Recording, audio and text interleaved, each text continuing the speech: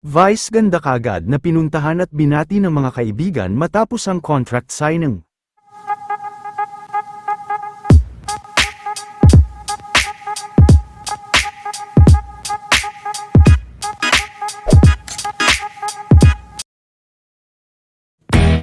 Talagang sunod-sunod nga ang pagdating ng blessing kay Vice Ganda dahil muli itong pumirma ng kontrata kahapon, at sa kanyang pagpirma sa Media Quest ng TV5, ay opisyal naman ito na binansagan na Star for All Network.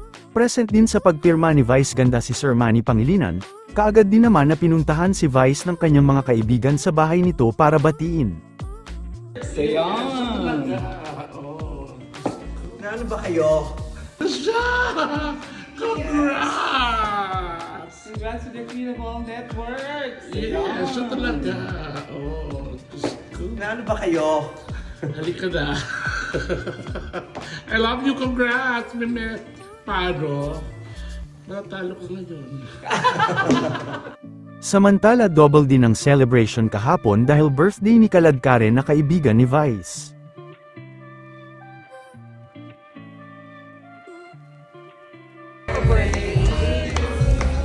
Happy birthday! Happy birthday! Happy birthday to you! Thank you guys! Yay!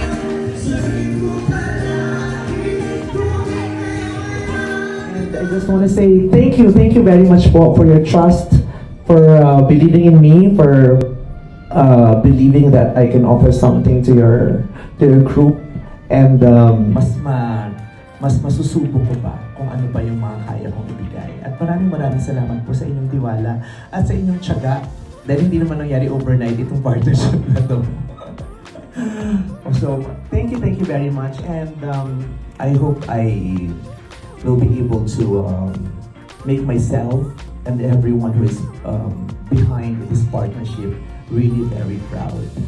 So, maraming salamat po, and sana po supportahan niyo po kami sa mga magagawa namin proyekto together. Thank you very much.